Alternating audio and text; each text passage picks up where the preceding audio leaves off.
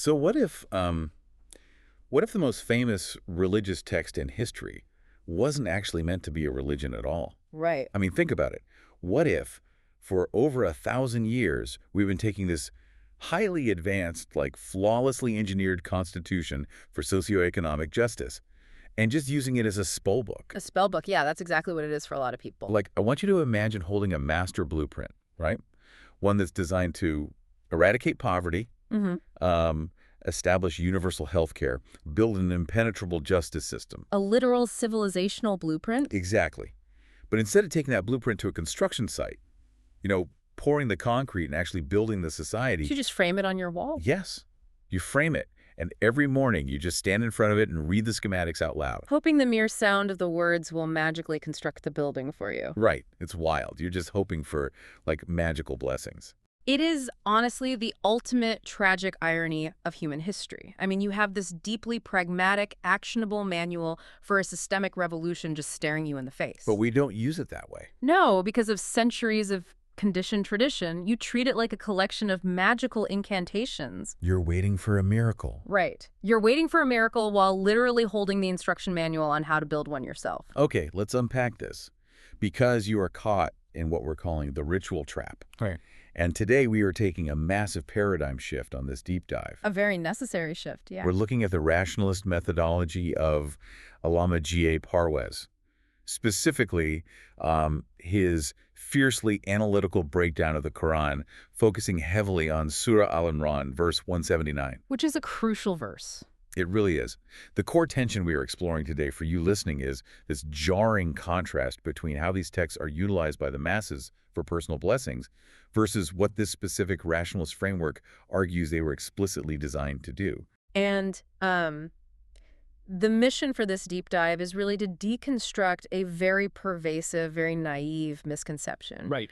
Parwez's methodology demands that we fundamentally stop viewing these texts as mere religious placeholders. They aren't just, mystical manuals. Exactly. They aren't meant to secure a comfortable afterlife through repetitive, individualized rituals. So what are they then? Well, he reveals this text to be a comprehensive empirical framework for establishing a progressive socioeconomic state in the here and now. Which honestly blew my mind when I was reading through the source material. It's just a total recalibration. It is. It takes the text out of the secluded corners of a monastery or like a personal spiritual retreat. And drops it right onto the floor of the parliament? Yes. The parliament, the courthouse, the scientific laboratory. What's fascinating here is that Parwez is essentially pointing out that we've been using the wrong tool for the job. Right. It's like trying to use a book of romantic poetry to fix a blown transmission on a car. That's a great analogy. It just doesn't work. It doesn't work, and you end up frustrated. He argues that for centuries, the approach has been completely inverted. We've read constitutional law as if it were esoteric mysticism. Exactly. So he demands an absolute shift in perspective. You have to start viewing the text as an objective manual for governance, sociology, and the mastery of immutable natural laws. So as we get into this, I want you, the listener, to keep one overarching question in mind today. Yeah, this is the core of it. Why do societies so often fail to implement the rigorous socioeconomic justice these verses explicitly demand? It's a huge question. And how does treating this monumental text merely as a source of, sacred sounds actively paralyze societal progress? Because if you are treating a constitution like a good luck charm, you aren't governing. You're just hoping. Precisely. You're just hoping. But to understand how a text transforms from a spiritual manual into a functional state constitution, well, we can't just jump straight into the verses. We have to address the vocabulary first, don't we? We do. We have to completely recalibrate our dictionary. Because if you're reading a legal document using the definitions of a medieval mystic, you will misinterpret every single clause. It would be complete gibberish. Right. Like if I'm reading a financial document and I see the word capital, but my brain thinks it means... Uppercase letters? Yeah, uppercase letters. The entire document becomes absolute nonsense to me. Which is why we need a glossary shift. A glossary shift, exactly. We have to move from religious definitions of these Arabic terms to systemic definitions. And this glossary shift is honestly the foundational key to the entire rationalist framework. So let's start with perhaps the most loaded, misunderstood concept in this entire arena. The concept of ghayb. Ghayb, which is usually translated as the unseen. Yes. In the classical traditional view, Ghaib is treated as this vast mystical reservoir of hidden knowledge. Primarily concerning the future, right? Exactly, the future. And the culturally dominant belief is that this knowledge is somewhat accessible. But not to the average person on the street. No, of course not. It's supposedly accessible to a select spiritual elite. Like saints, mystics, fortune tellers. Right, spiritual guides or peers.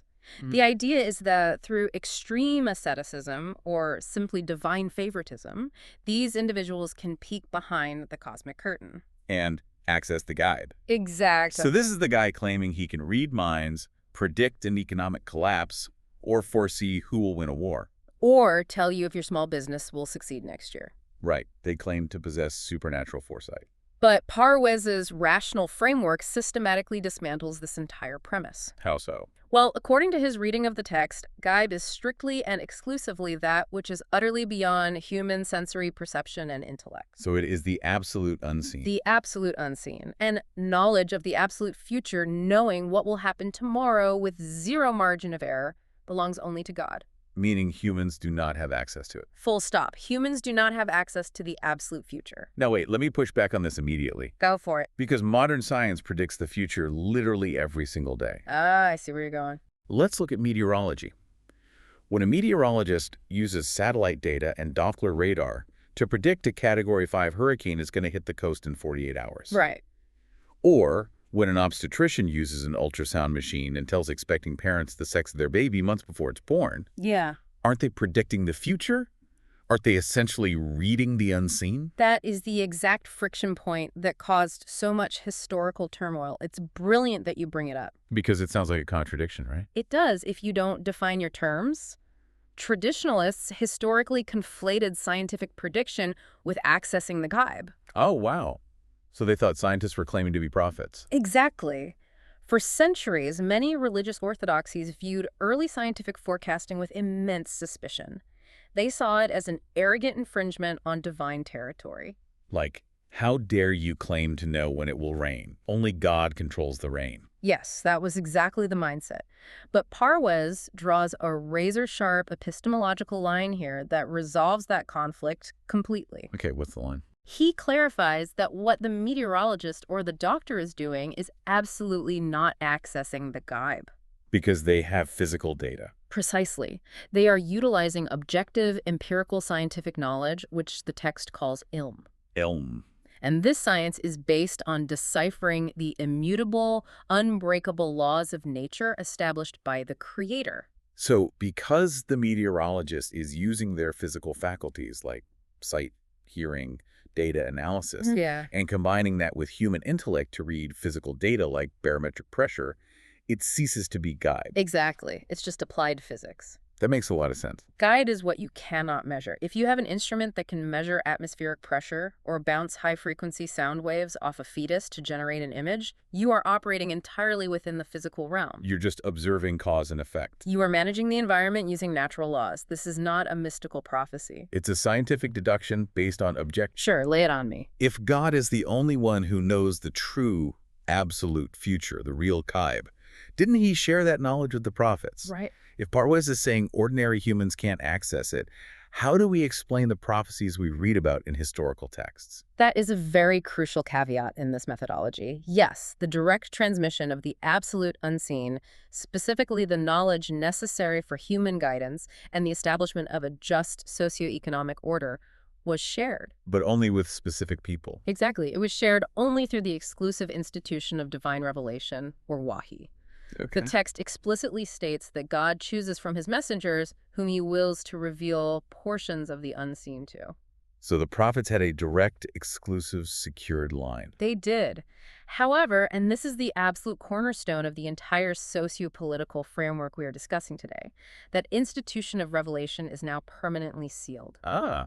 With the concept of the finality of prophethood, Khatmi Nabuwat, the direct transmission of ghaib to humanity has ended. The guidance is complete in the text. Exactly. There are no more updates coming. I see exactly where this is going. If the door to direct revelation is permanently locked, then anyone walking around today claiming they have access to the ghaib is committing a massive systemic fraud.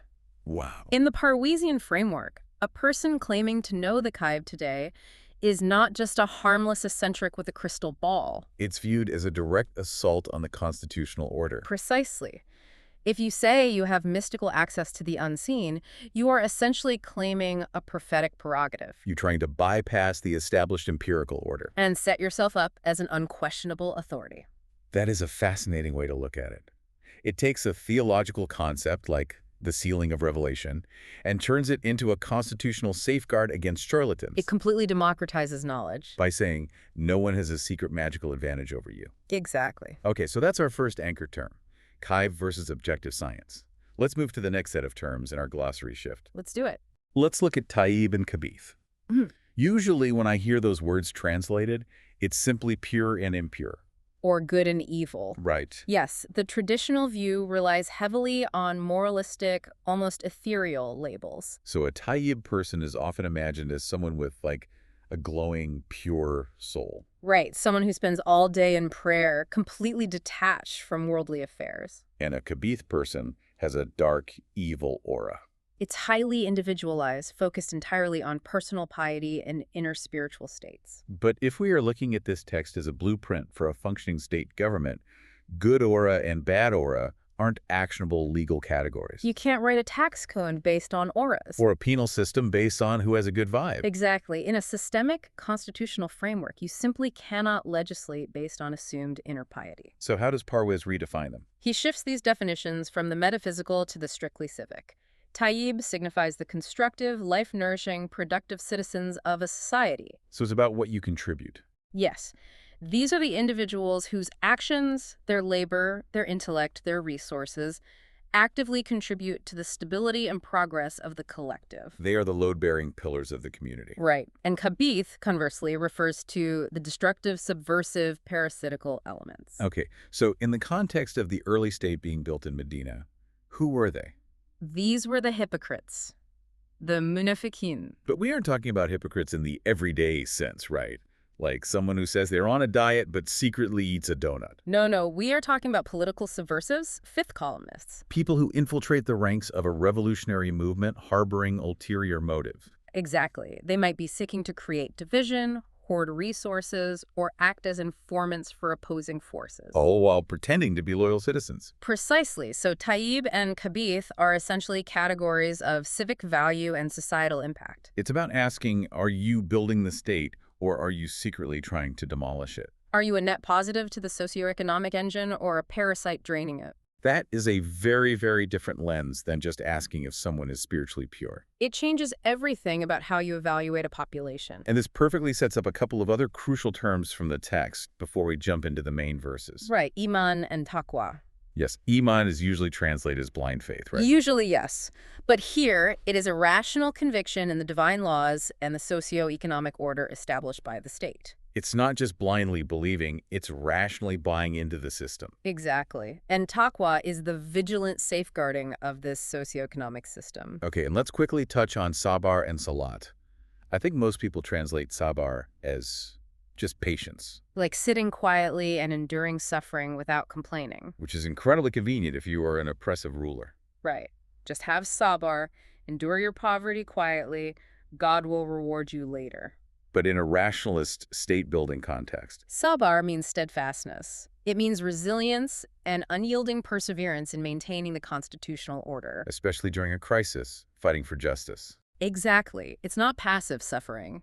It is active, gritty endurance in the face of systemic challenges. And what about salat? That's almost universally translated purely as the physical act of prayer. While the physical gathering is a component of community building, Parwez expands salat in a systemic lens to mean closely following the divine roadmap. It is the institutionalization of the state's duties. Establishing salat means establishing a society where the socioeconomic laws of the Constitution are actually implemented and maintained. It's about aligning the entire society's direction with the blueprint. Right. Okay, so just to summarize this glossary shift, because it is so foundational for the rest of our deep dive. It really is. We are no longer talking about mystics reading the unseen, individuals cultivating pure auras, and believers passively suffering while they pray. No, we are now talking about scientists utilizing physical laws. Citizens actively contributing to a constructive society. and individuals holding steadfast to safeguard a constitutional order. It's a total paradigm shift.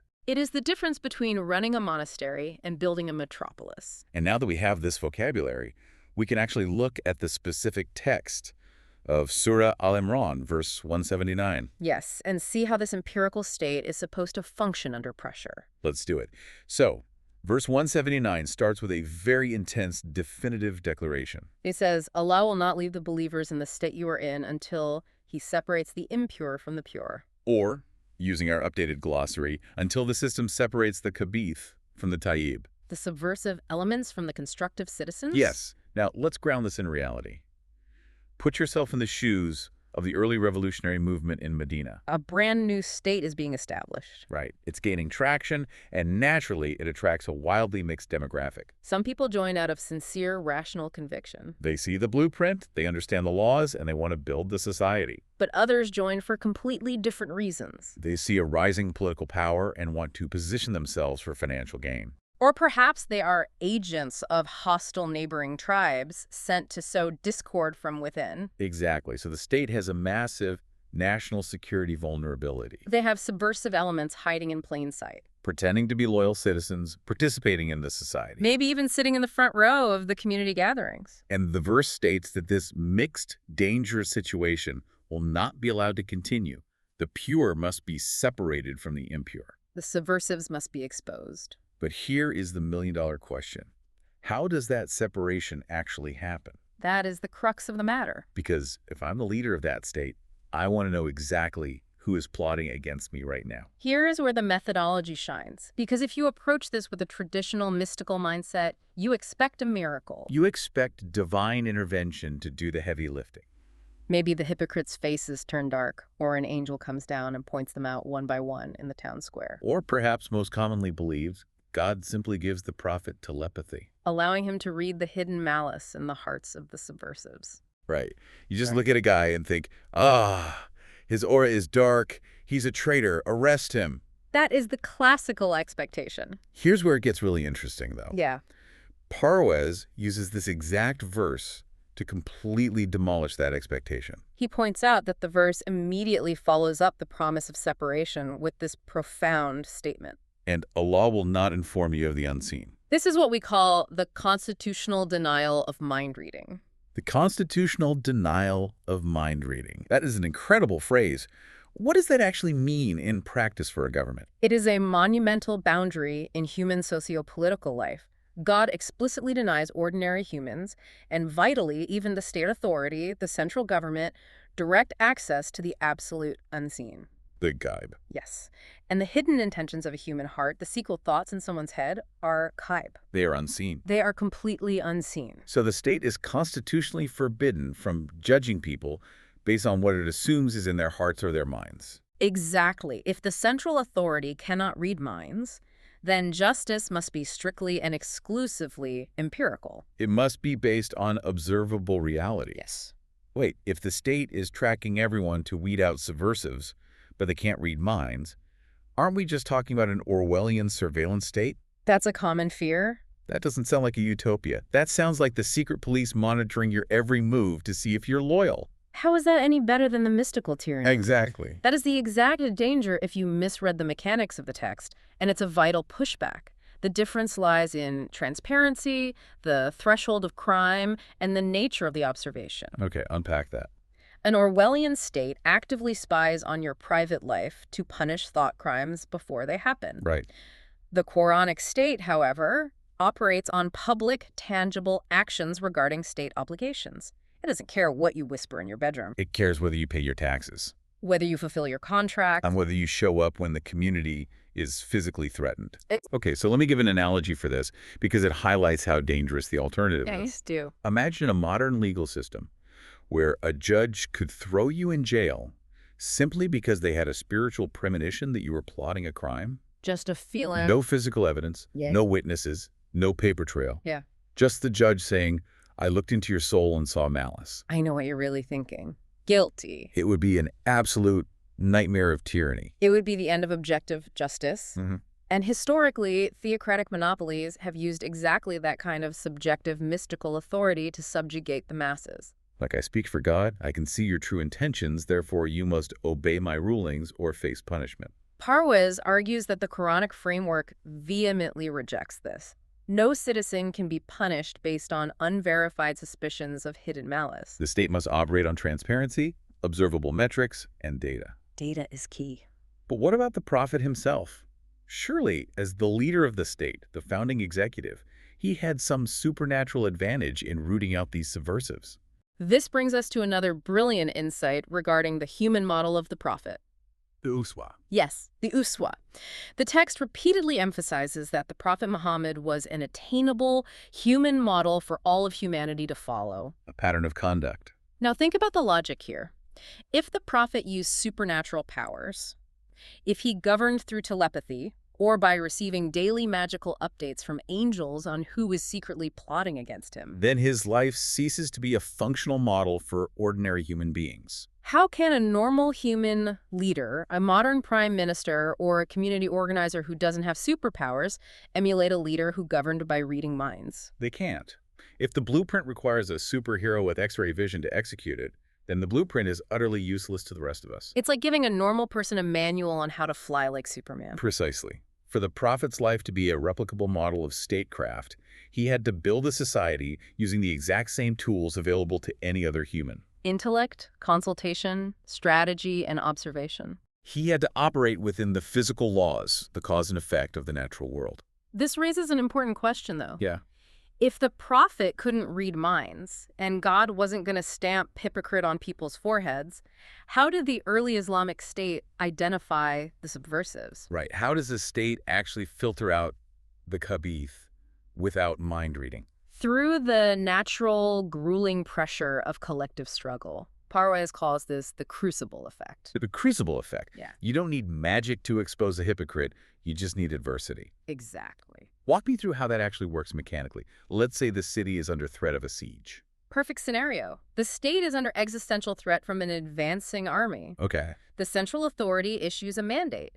We need capital to build defenses, and we need able-bodied individuals to man the walls. This is a severe stress test on the population. Right. The temperature in the crucible is turning up. Now, observe the behavior. Okay. The Tayyab, the citizen with rational conviction who understands that the survival of the constitutional state is paramount, steps up. They willingly pay the emergency tax. Because they volunteer for the defense force. They sacrifice. And what does the subversive, the Khabeeth, do? They naturally hesitate because their loyalty was never to the system, it was to their own self-interest. They don't want to lose their money, and they certainly don't want to risk their lives for a state they secretly despise. So they start making excuses, they claim their wealth is tied up, they suddenly develop ailments. They start whispering to their neighbors, sowing doubt like, are we sure we can win? Maybe we should just surrender. So the state doesn't need to read their soul, it just looks at the tax ledger. It looks at the muster roll for the defense force. Yes. The ledger becomes the empirical filter. Wow. The crucible of nation building inherently sifts the pure from the impure through observable action.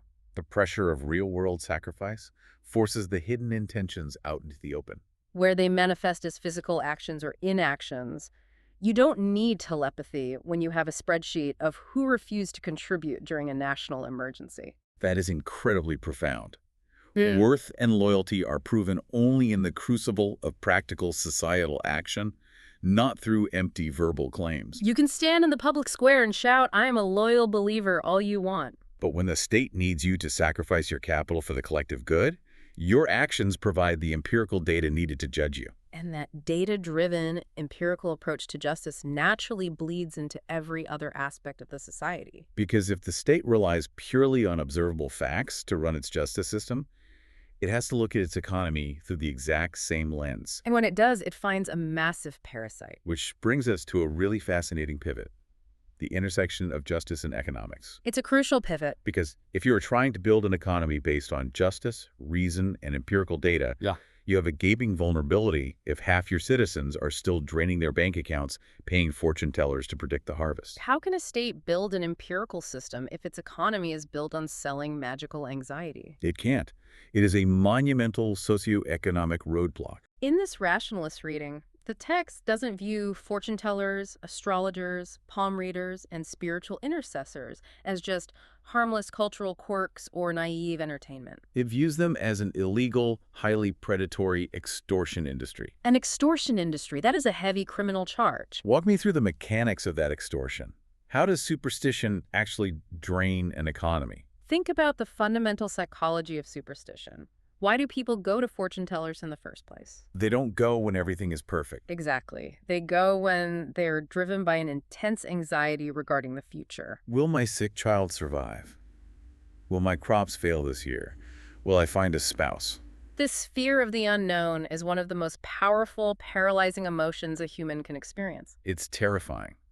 And the mystical economy exists to monetize that exact terror. It's the ultimate subscription model. You pay the local mystics $50 to tell you that you're cursed, and then you have to pay them $100 a month for the magical amulets to keep the curse away. It is exactly a subscription model of fear. By claiming to have access to the ghayb, the absolute unseen, these charlatans insert themselves as necessary middlemen between the citizen and their future.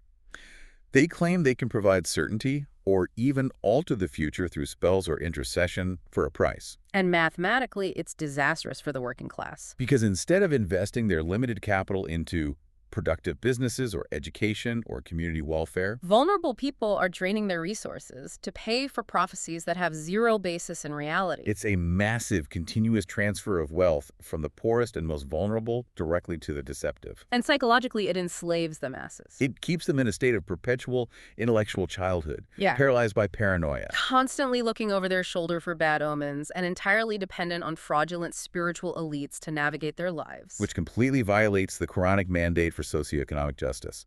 You cannot have a liberated society if the minds of the citizens are in chains. Therefore, Parwez argues, the text implicitly mandates the absolute eradication of this mystical economy. A constitutional state cannot allow its citizens to be emotionally and financially extorted. Claiming divine knowledge of the unseen to manipulate citizens isn't a religious freedom issue. It must be treated as a fraud, committing an offense against public intellect and constitutional law. Now, I want to emphasize something for you listening here, just to make sure we are being crystal clear. Yes, this is important context. The way this text is being analyzed by Parwez, we are framing this as an objective sociological critique. We aren't taking a theological side on who goes to heaven or hell. Right. We are exploring the mechanics of how religious monopolies historically subjugate the working class by monetizing fear. It's a very sharp, almost Marxist critique of how superstition functions as a tool of economic oppression. It is a strictly functional, systemic analysis. If the state allows an industry to thrive that actively discourages critical thinking and drains the wealth of the poor based on unverifiable claims, that state will eventually collapse under the weight of its own ignorance. Okay, so let's say the society follows the blueprint. They've criminalized the fraud. They've shut down the astrology shops and the fortune tellers. Good step. But human beings still have anxiety about the future. That doesn't go away just because you banned crystal balls. No, the core human anxiety remains. We still need to know if it's going to rain so we can plant our crops. Mhm. We still need to know how to handle a cholera outbreak. Exactly. If the society isn't asking mystics about the future, what is the central government doing to alleviate that anxiety? They are institutionalizing scientific diagnostics and comprehensive social welfare. This is where we arrive at the concept of Nizami Rububiyat. Nizami Rububiyat, or the system of universal sustenance. Yes. Let's break that down.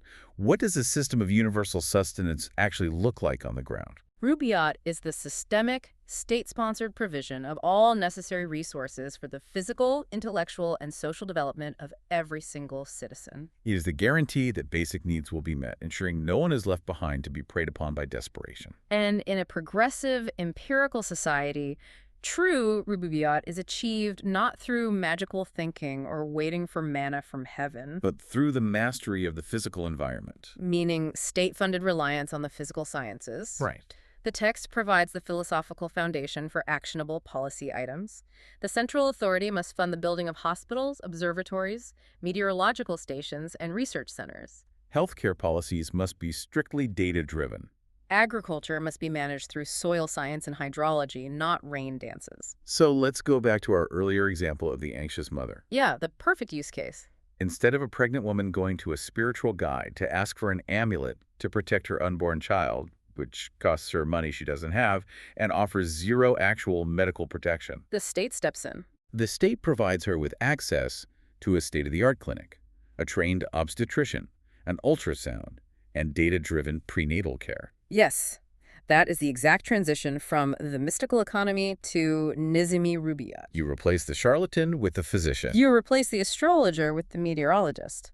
By harnessing the physical world for the collective good, the state actively liberates the collective psychology from the paralyzing fear of the unknown. Because when citizens understand cause and effect, when they know why a disease spreads or how a crop grows, they transition from being fatalistic victims of the universe to active managers of their environment. Knowledge is the ultimate antidote to fear. And an empirical state arms its citizens with knowledge. That is such an empowering, radically modern vision for a text that is over a millennia old. It really is. But it also begs a massive question. What happens if a society simply refuses to adopt this blueprint? Yeah. What if they say, no thanks, we like our amulets and our fortune tellers. We don't want to fund science or build hospitals. Does God just strike them down with lightning for being disobedient?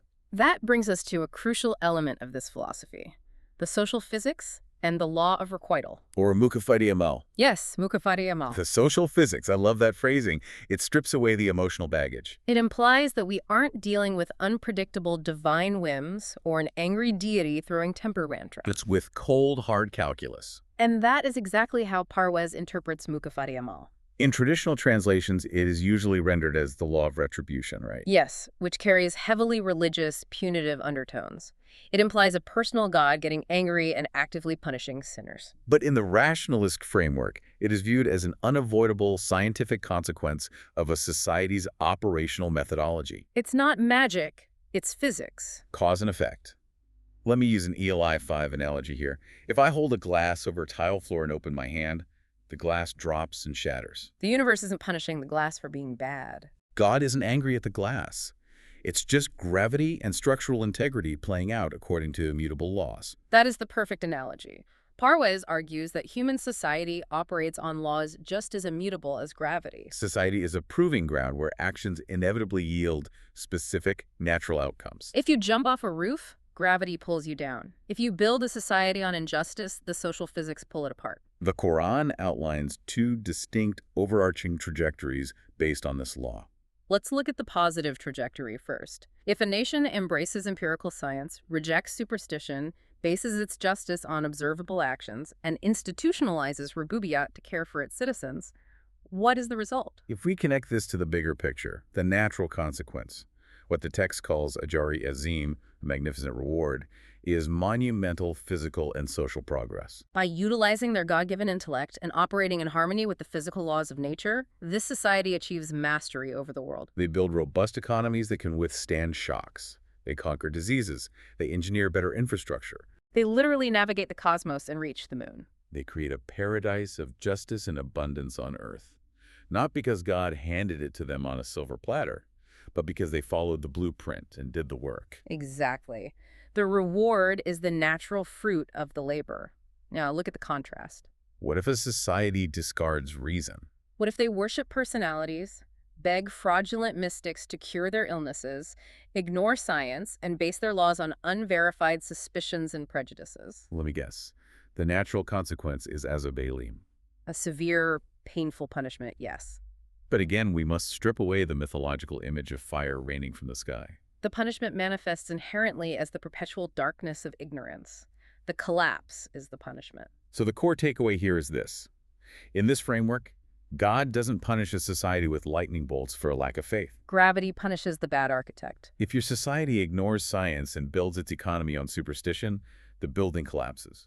The paranoia that comes from not understanding how the world works, the economic exploitation by elites who monetize that paranoia, the vulnerability to disease, the civilizational decay, that is the azab. It is civilizational suicide by willful ignorance. A society's survival is biologically and scientifically tied to its intellectual and economic justice. Parwez argues that the Quran states this not as a theological threat, but as an objective observation of human history. You cannot cheat the law of cause and effect. If you abandon medical science to ask a fake mystic when a patient will be cured, the natural social punishment is that the patient dies. And your society remains entirely vulnerable to the next pandemic. It's a stark, uncompromising view of reality. The universe does not care about your intentions. It only responds to your actions in accordance with its laws. But this incredibly logical, functional view of the state raises a massive historical contradiction. And this is something I struggled with when reviewing the source material. Yeah. Because if this empirical methodology is so perfectly clear in the blueprint, and if the early Islamic State supposedly utilized it so effectively to build a utopian society, why do the historical accounts we have of that period paint a completely different picture? The collision between the constitutional blueprint and the history books. Right. Anyone who has casually read medieval Islamic history knows it does not read like a rationalist utopia. Not at all. It is full of political intrigue, accusations of secret hypocrisies among the earliest believers, assassinations, civil wars, and deep sectarian divides. Yes. How do we reconcile this flawless empirical blueprint with the incredibly messy, chaotic historical record? Specifically, how do we judge the early companions of the Prophet, the Sahaba, the Muhajirin who migrated from Mecca, and the Ansar who helped them in Medina? This is where Parwez introduces what might be his most radically disruptive approach. Oh. He demands a complete epistemological reversal of how we normally evaluate ancient texts and history. What does that mean exactly? Traditionally, religious scholars use history books to provide context for the Quran. And very often they use historical traditions to actually alter, limit, or abrogate the explicit meaning of the Quranic text. They use human history to judge and interpret the divine text. If a history book says X happened, they twist the text to match X. Exactly. Parwez says this is entirely backward and highly destructive. He argues that the Quran must be the ultimate unyielding criterion over all history books. We have to critically examine how those history books were compiled in the first place. Take the most famous and foundational history by Al-Tabari, for example. When was that actually written? It was compiled roughly 250 to 300 years after the events it describes. 300 years. That is a massive gap. Just to put that in perspective for you listening, think about trying to write a definitive, detail-perfect history of the American Revolution today in 2026. Right. But you have zero written documents from the 1700s. No letters from Washington, no Declaration of Independence. You only have what your grandfather's grandfather allegedly told his neighbor, who passed it down orally for 10 generations. It would be a game of historical telephone. It is the ultimate game of telephone.